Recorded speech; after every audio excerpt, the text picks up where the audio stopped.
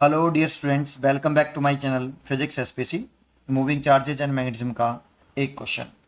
अ particle having mass 10 की power minus के 2 kg carries a charge 5 into 10 की power minus के 8 coulomb. The particle is given an initial horizontal velocity horizontal velocity horizontal velocity 10 की power 5 metre पर second in the presence of electric field and magnetic field to keep the particle moving in horizontal direction it is necessary that. चार choice दे रखी, choice को पढ़ते जाएंगे और question करेंगे। ठीक है, सोल्यूशन देखो। पहले उसने क्वेश्चन में क्या कहा है कि एक पार्टिकल, मान लो कि ये यहाँ पर इस रीजन में इलेक्ट्रिक फील्ड और मैग्नेटिक फील्ड दोनों है, लेकिन हमें उसकी दर्शन नहीं मालूम है कि क्या है। इस रीजन में आपका इलेक्ट्रिक फील्ड भी और मैग्नेटिक फील्ड भी है, और एक चार्ज पार्टिकल हॉरिजेंटली मूव कर रहा है ऐसे।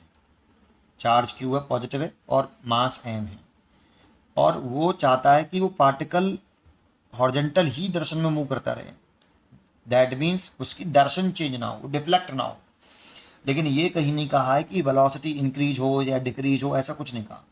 केवल क्वेश्चन में बोला है कि to keep the particle moving in horizontal direction, और यहाँ पे बोला इनिशियली हॉरिजेंटल वेलोसिटी, है ना, और हॉरिजेंटल डायरेक्शन में ही चलता रहे। तो कौन सी कंडीशन जरूरत करेक्ट है, ये पूछ रहा है।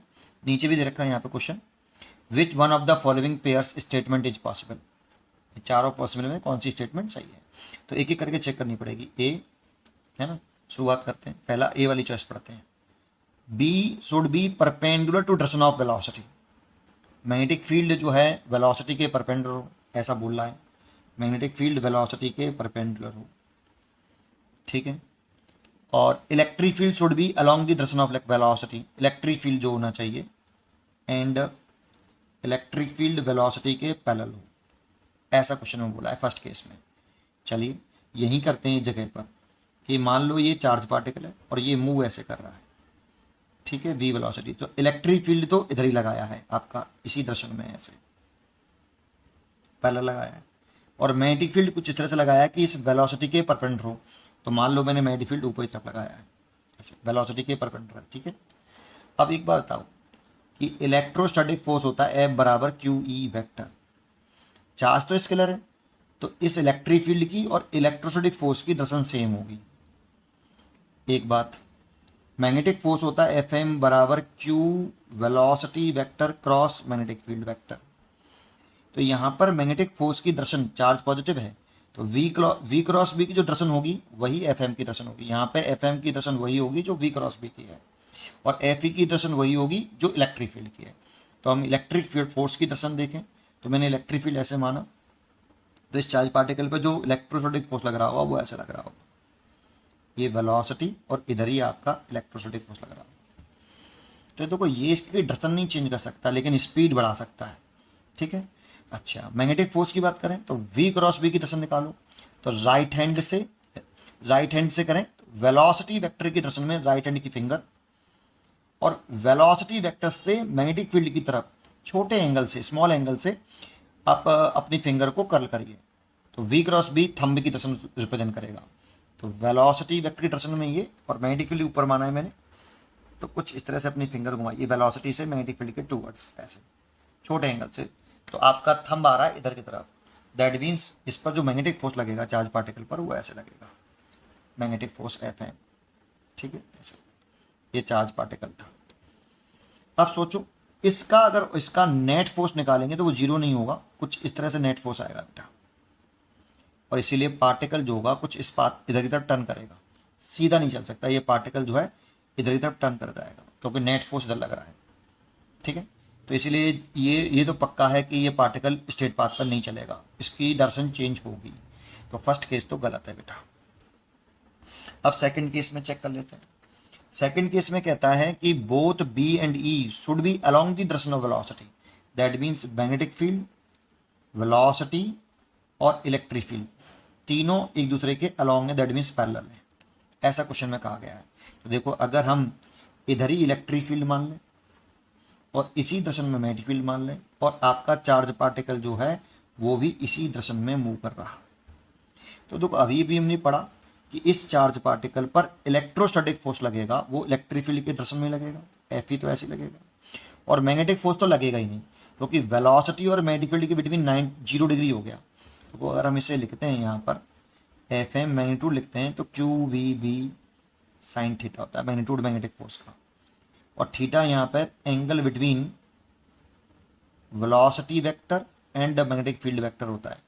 देखो जब वेलोसिटी और मैग्नेटिक फील्ड सेम डायरेक्शन में हो गए तो एंगल 0 डिग्री हो गया इस वाले केस में, और थीटा अगर 0 हो गया तो मैग्नेटिक फोर्स 0 हो गया।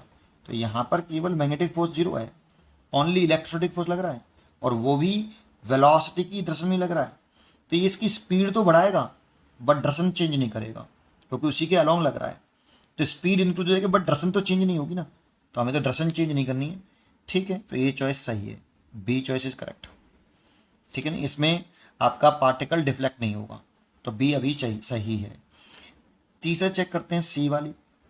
अगर हम सी की बात करें, both B and E are mutually perpendicular and perpendicular to the direction of velocity, मतलब तीनों म्यूचुअली परपेंडिकुलर हैं, मैग्नेटिक फील्ड भी परपेंडिकुलर, वेलोसिटी भी परपेंडिकुलर और इलेक्ट्रिक फील्ड भी परपेंडिकुलर, तीनों परपेंडिकुलर हैं। ऐसा हो सकता है, तो ऐसा होता है वेलोसिटी सिलेक्टर, तुमने याद हो आपको एक डिवाइस बनाते हैं वेलोसिटी सिलेक्टर, उसमें ऐसा ही होता है, तीनों म्यूचुअली परपेंडिकुलर होते हैं और चार्ज पार्टिकल इलेक्ट्रिक फील्ड और मैग्नेटिक फील्ड को इस तरह से एडजस्ट करते हैं जैसे चार्ज पार्टिकल अपने पास से डेविएट ना हो। ठीक है, जैसे समझते हैं उसको भी।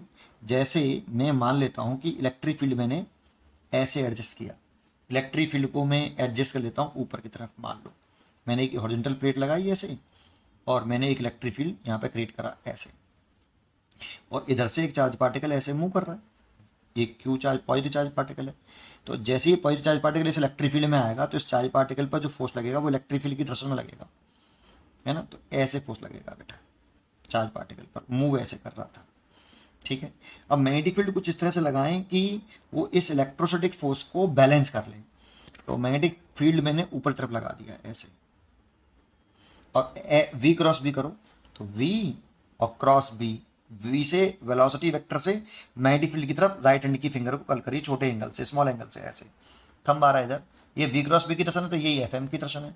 तो इस पार्टिकल पे जो फोर्स लग रहा होगा एफ एम वो इधर लग रहा होगा, और ये लग रहा होगा क्यू ई, और ये लग रहा होगा क्योंकि वेलोसिटी और मैग्नेटिक फील्ड यहाँ पे परपेंडिकुलर हैं तो एंगल 90 डिग्री हो गया, तो q v B sine 90 degree, और यहाँ पे साइन 90 के लिए तो बन हो गई। लेकिन यहाँ पे इलेक्ट्रिक फील्ड और मैग्नेटिक फील्ड को कुछ इस तरह से एडजस्ट किया जाए कि ये दोनों फोर्स इक्वल एंड अपोजिट हो जाएं, ऊपर अपोजिट तो हैं इक्वल भी हो जाएं, तभी तो नेट फोर्स 0 होगा। तो इक्विलिब्रियम में आने के लिए, इक्विलिब्रियम में आने के लिए मतलब नेट फोर्स जो पार्टिकल पर है उसको 0 होना चाहिए बेटा। दैट मीन्स एफ ई और एफ एम मैग्नीट्यूड में इक्वल होने चाहिए। तो ये पार्टिकल सीधे बिना डेविएट हुए सीधे चला जाएगा बेटा। तो इसमें पार्टिकल अगर ये दोनों फोर्स बराबर होते हैं तो पार्टिकल सीधे चला जाएगा, डेविएट नहीं होगा। एक दूसरे को नेट फोर्स कैंसिल कर देंगे, ये सॉरी एफ ई और एफ एम कैंसिल कर देंगे, नेट फोर्स 0 हो जाएगा। तो ये भी सही है, इसमें भी पार्टिकल डेविएट नहीं होगा, सी भी सही है। डी पर चर्चा कर लें। डी की बात करें तो B should be along the direction of velocity. तो बी अगर वेलोसिटी की अलोंग है मतलब पैरेलल है, ये वाली बात कही जा रही है। और electric field should be perpendicular to direction of velocity, और इलेक्ट्रिक फील्ड परपेंडिकुलर है वेलोसिटी के, ऐसे, है ना। तो इस वाली कंडीशन में अगर हम चर्चा करें तो क्या करें कि अगर देखो वेलोसिटी मैग्नेटिक फील्ड के पैरेलल होगा, अभी पढ़ा, अगर आप मैग्नेटिक फील्ड वेलोसिटी के पैरेलल लगाओगे ऐसे तो मैग्नेटिक फोर्स तो 0 हो जाएगा बेटा, ये तो लगेगा ही नहीं। और इलेक्ट्रिक फील्ड लगा दो इसके परपेंडिकुलर, मान लो ऐसे लगा दो, तो मैग्नेटिक फोर्स तो लगा ही नहीं।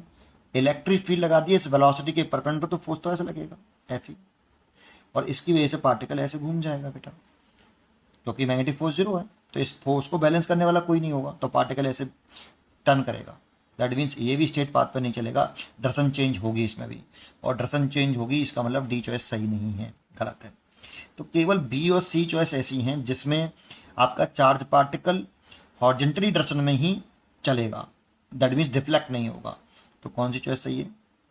डी, थर्ड चॉइस सही है, बी और सी। हमें थर्ड पर टिक करना चाहिए। उम्मीद करता हूँ कि आपको ये जरूर समझ में आया होगा। पढ़ते रहिए और खुश रहिए।